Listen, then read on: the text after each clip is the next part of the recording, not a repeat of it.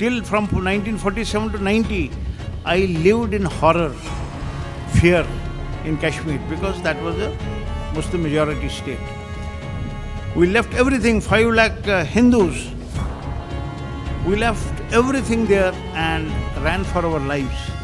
Today we are scattered all over the world. We are still so-called refugees in our own country. We can't go back to Kashmir. They'll kill us there. And now we should not allow another partition to happen. And be very vigilant. I come from Kashmir and I have seen second partition in 1990 when I was thrown out of that place. They were sending some Muslims who wanted to go back from India to Pakistan and sending back Muslims from Pakistan to India, but not Hindus. So see how tolerant we are. They got a wireless message saying that there is one Hindu in this bus. So catch him and kill him. Horrors of partition, why? This should have started right from 1947 onwards, but which was concealed. Because a lot of mistakes have happened on both the sides, and to conceal those mistakes, they kept everything under wraps and painted a very goody-goody picture. Except for people in the border areas, they know the blues of partition, what led to partition and what happened afterwards and what happened before partition. So, everything you have seen the movie just now, a documentary, wherein the most affected people, you have heard from the first person that what they have seen during the partition. But most of us, youngsters here, neither this was taught, nor this was shown, no documentary was made, not it was happened, because we did not know what happened. So, this was one big mistake which they did.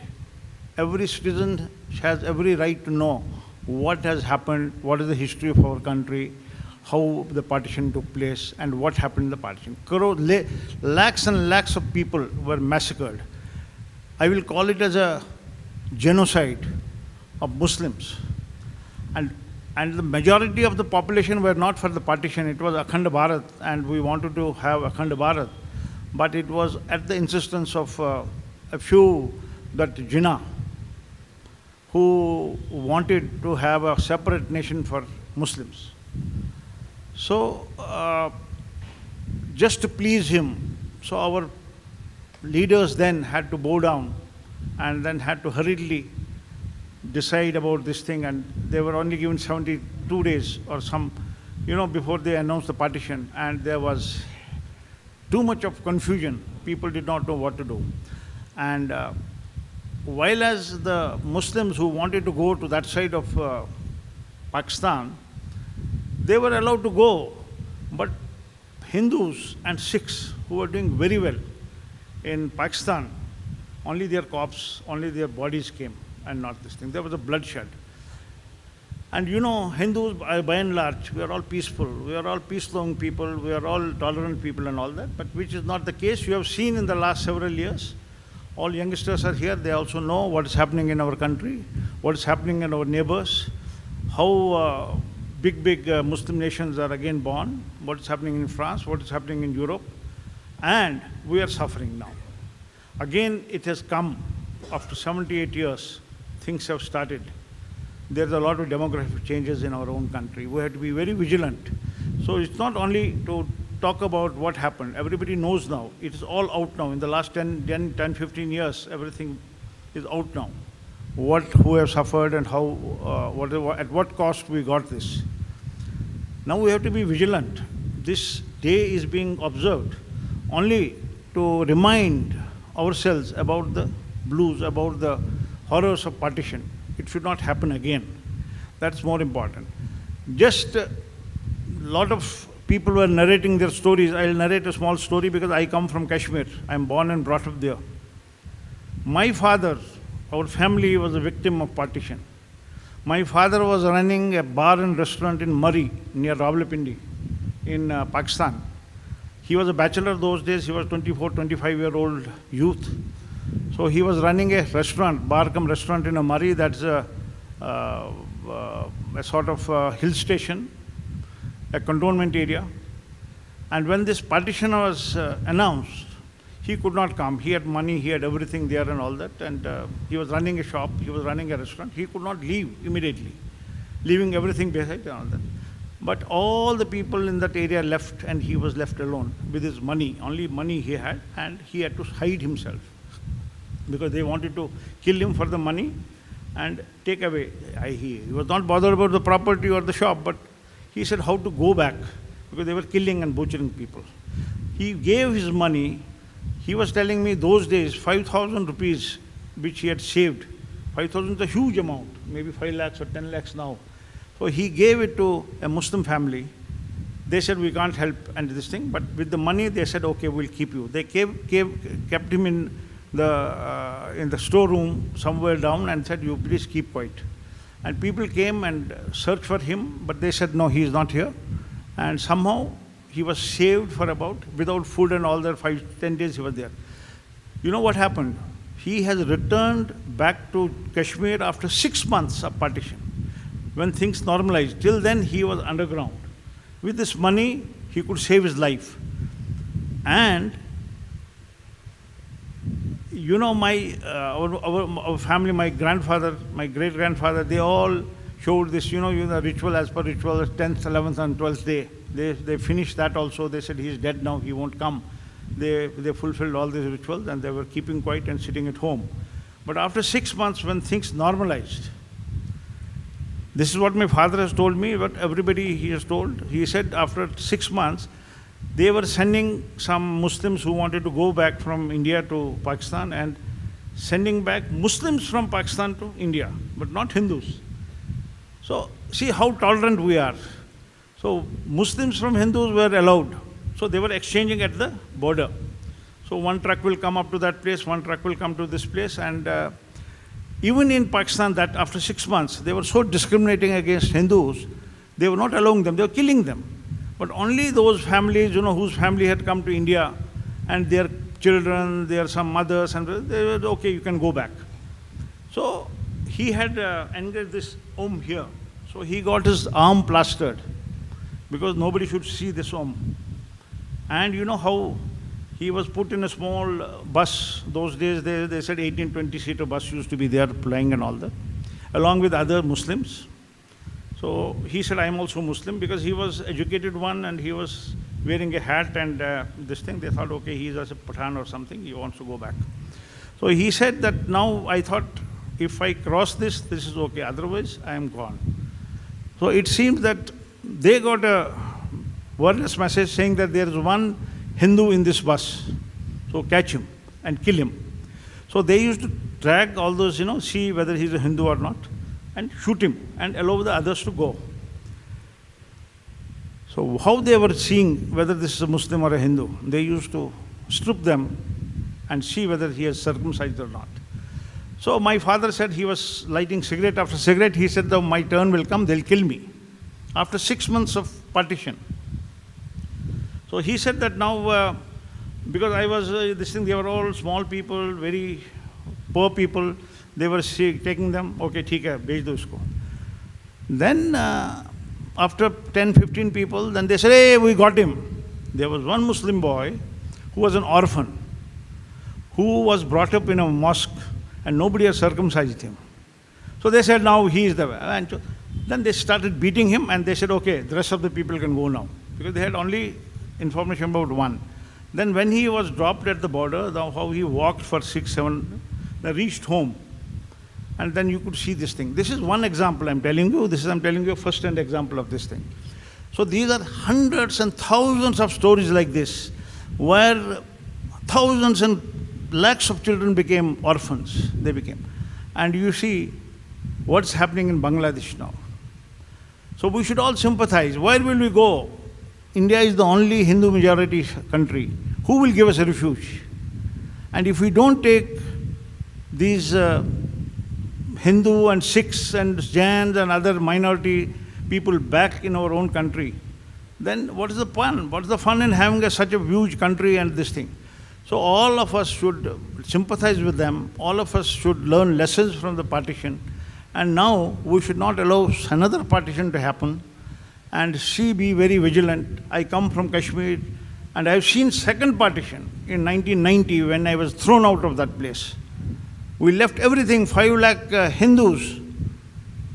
We left everything there and ran for our lives. Today we are scattered all over the world. We are still so-called refugees in our own country. We can't go back to Kashmir. They'll kill us there. So this is what is happening, radicalization. We should stop that. Hindus should unite, be one. We are not against anybody else. We are first Indians. We have to protect our country, protect our nation, and then go in for this thing. So that is how it was very nice of Mr. Narendra Modi to declare this day as a remembrance, horrors of partition, so that all the youngsters should know and they will prevent future happening of such incidents. And we should be vigilant all the time, be one, and protect this as a Hindu nation, a Hindu majority nation. Let us not call it a Hindu nation or a Hindu Rashtra or something, but Hindu majority. We are in Hindu majority, Sanatan Dharma, we have to, this is our duty. And tomorrow is our Independence Day. We should also celebrate it with same fun and fear, because we have to protect our country where we live. We have no other country to go, because nobody will accept us as Hindus. History has been hidden in all these 70 years. 70 years, all the mistakes they wanted to conceal, our rulers who ruled after post-independence, which is very bad. They have done a treachery with the nation. They have done very bad things with the nation and all that. Now you see what is happening. We have again reached a stage. Suppose, now let me tell you Kashmir. They insisted and they continued with Article 370 and 35A for 70 years to protect a small majority group in Kashmir, while as they did not give the same protection to the majority community here. So what was the need for them to continue for another this thing? So with the result, they looted the country in these last 70 years. They had a say, they created a tension, they drained our resources with tension with Pakistan, they aligned with Pakistan, even then knowing fully well that how much damage they can do. If they are given this special status, they did not remove it.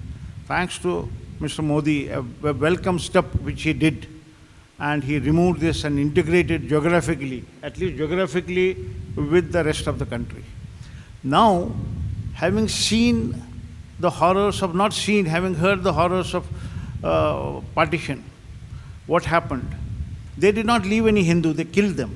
While as Hindus sent them back honorably, in these things and all that, but there was some violence, theek hai. This bloodshed would not have taken place but for some greedy politicians who wanted to stick to the chair. We should learn lessons from the history. Now at least, I appeal to all the younger generation to read books. There are n number of books on the partition, why it happened and all that. Now you see how this India is going, which way. You must be seeing the debates on TV, you must be seeing how they are behaving. Nobody is crying for a Hindu here, but at least how openly they cry for Palestine, how they cry for Rohingyas, how they cry for all these things. I am not against them, they are also, but why, when our own people, when our own original inhabitants, with the history of 10,000 years, when we are suffering here, we cannot be more generous to others.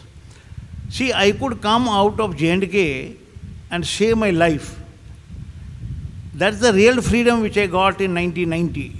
Till from 1947 to 90, I lived in horror, fear in Kashmir, because that was a Muslim majority state. But if you ask me today, I got real freedom in 1990. I left Kashmir, J&K, one state, and settled myself in each and every corner of country, India. Suppose something happens to Hindus now in India, where will they go? Where will they go? You tell me.